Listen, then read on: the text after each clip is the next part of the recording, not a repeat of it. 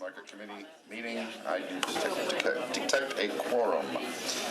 First thing up is Resolution 2019-1832, Ms. Vercher. And I have been asked by multiple parties to, and this seeks the recall of Mr. Tom Lawless from the Metro Board of Zoning Appeals pursuant to Section 11.109 of the Metro Charter and Rule 45 of the Metro Council Rules of Procedure. I have been requested to defer this for one meeting. By the sponsor? Nope. But we need the sponsor in here. Oh. Well, it's deferred by rule. Well, she's got a letter.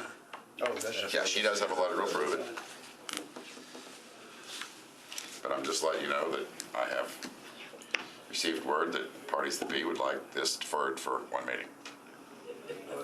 Per rule, and with a letter.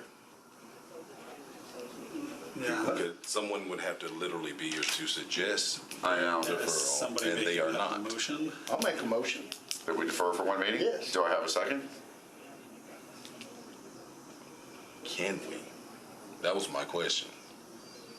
Since the sponsor sent a letter, Yeah, we can. I mean, we and can do and by whatever. rule, right, we could pass it, but Well, if someone's wanting to defer it, I'm saying, what's the rule for All right, them wanting to defer that? I recall my motion to defer, but for discussion purposes. Right, it's just clarity. Legally, I believe we can, if there's a motion and a second. Well, I'd like to know, That was the question.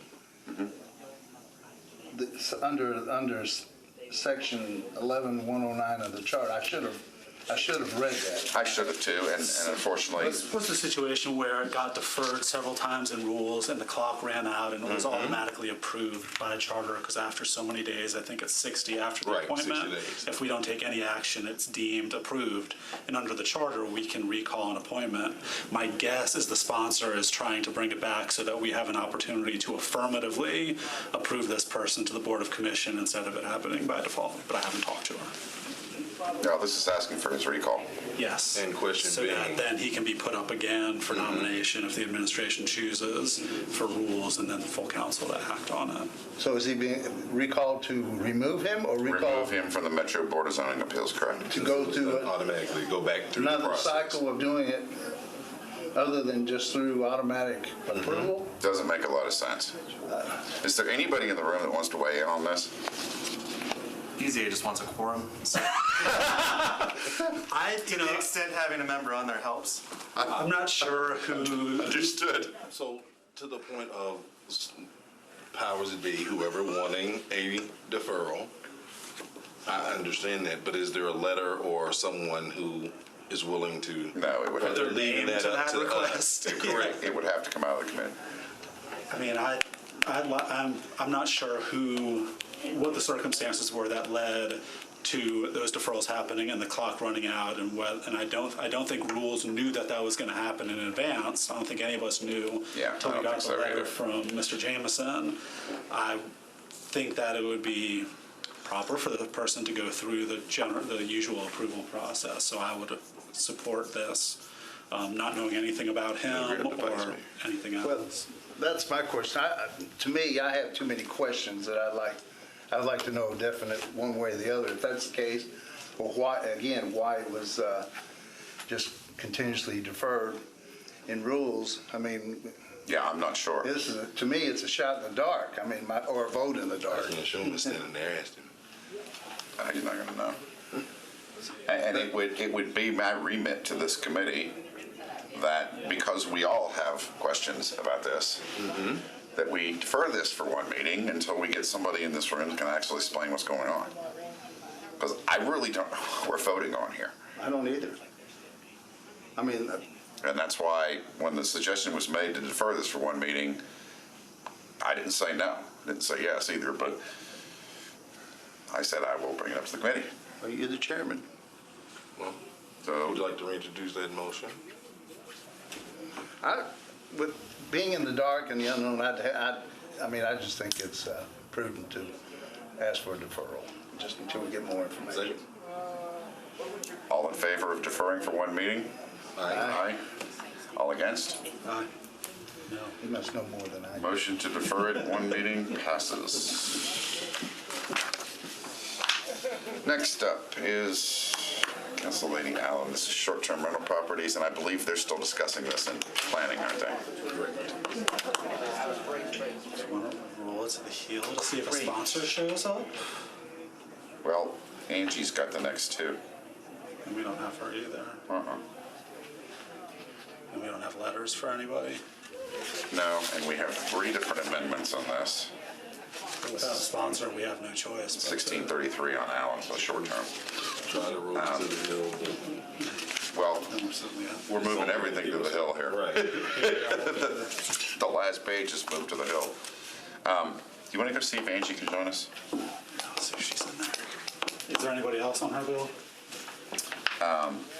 Sledge and others. It's the tree bill The tree bill. and the sidewalk bill.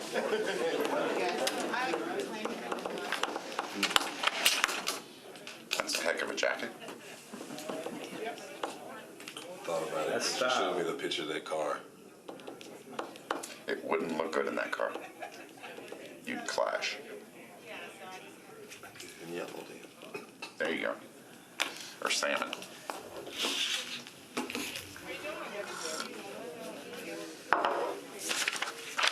For those of you watching public, we are on a temporary hiatus until we find some sponsors to answer some questions. STR is next. It does have 3 amendments. Yep. The tree person. Okay, so we'll take these out of order. Colby, are you here for 1416? Yes. Okay. Because I think there's an amendment on there that Angie has about moving the enactment date. There is. Okay.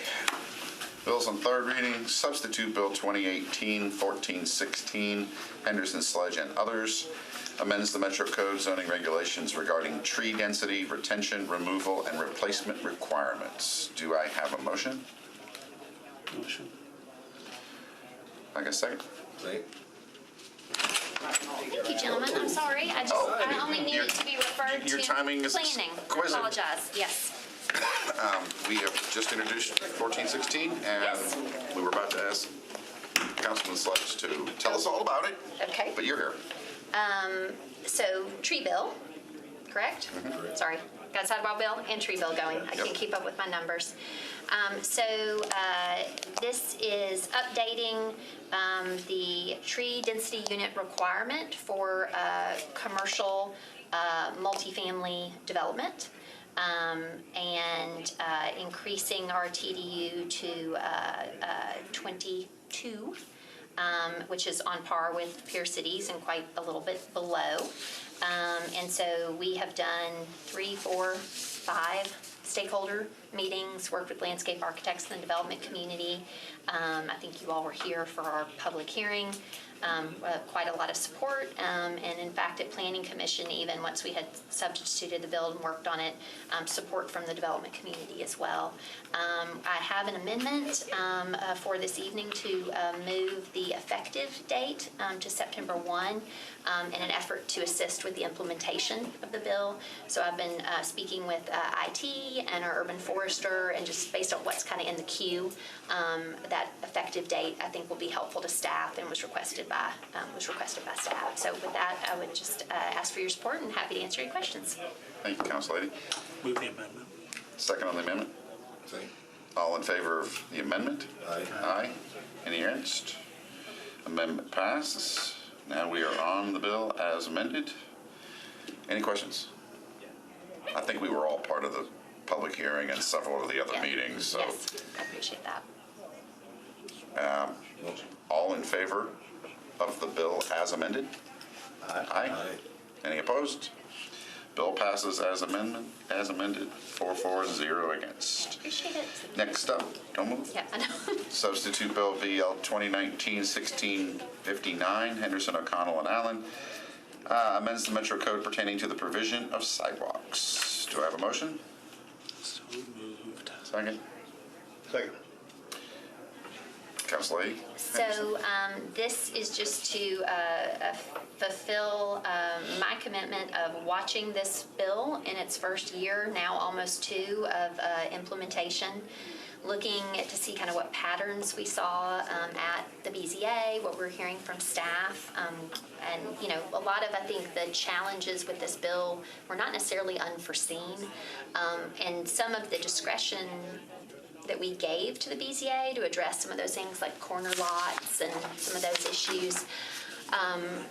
Respectfully, I think the BZA took that discretion and really kind of just threw it wide open, such that, you know, folks were kind of coming to ask not to build the sidewalk, but also not to contribute in lieu of building the sidewalk. And that discretion was given to address the corner issue, right? Where perhaps like, okay, yes, build on this major arterial, but on this neighborhood side, don't build, you don't have to contribute.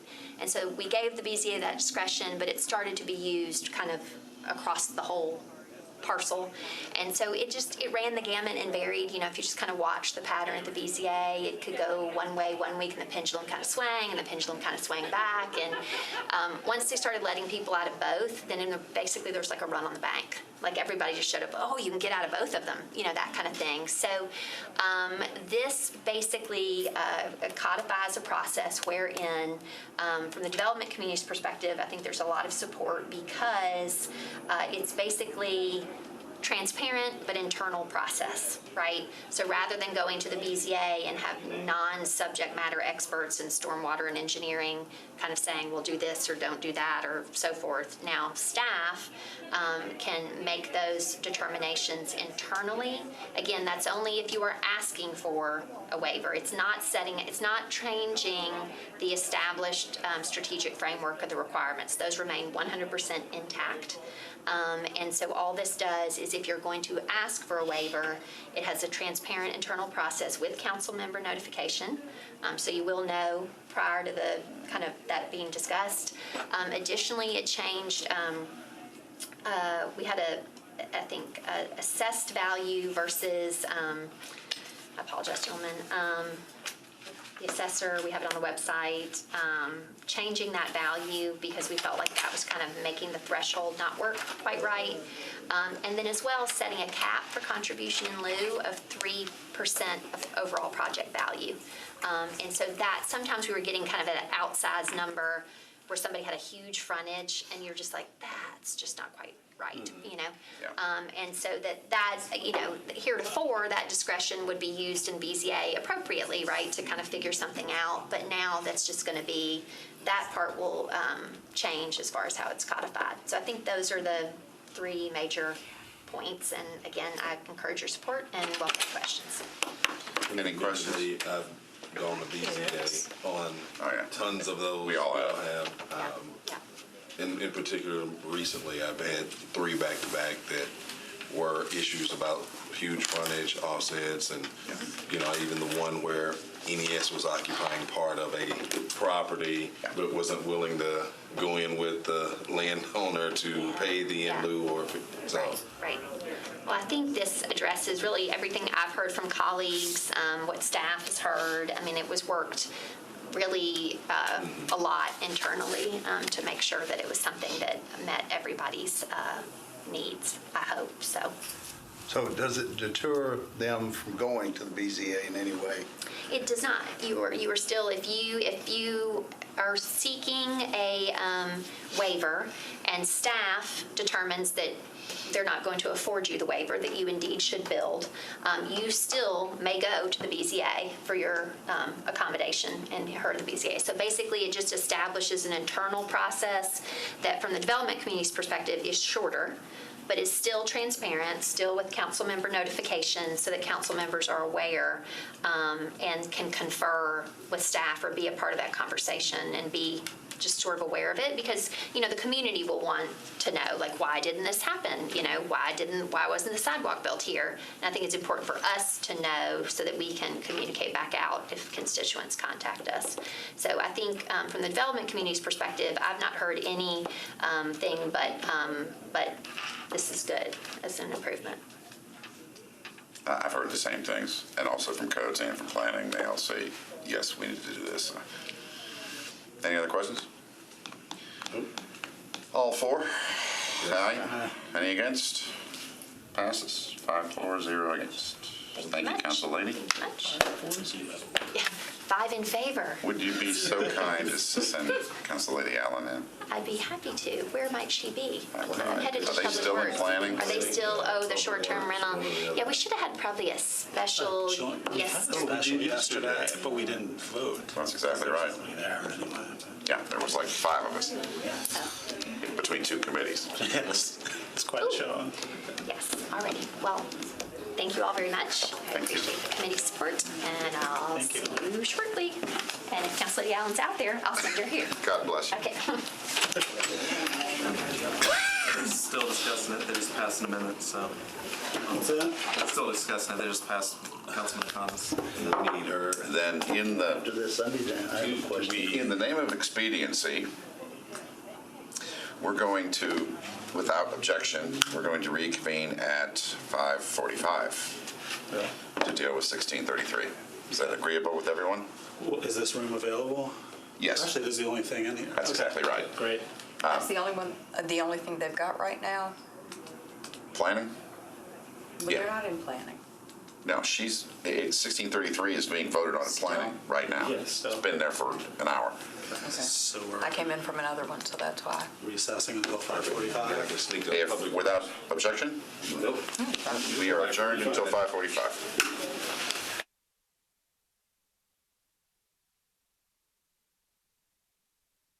Market Committee reconvening to hear substitute bill 2019-1633. Council Lady Allen, Thank you very much. This bill does, which amends Metro Code of Laws regarding short-term rental property owner-occupied and short-term rental property not owner-occupied. Do I have a motion? So moved. I have a second? Council Lady Allen. okay, thank you very much. This bill does 3 things. It incorporates language that from state legislation to make metro legislation consistent with it, which we need to do.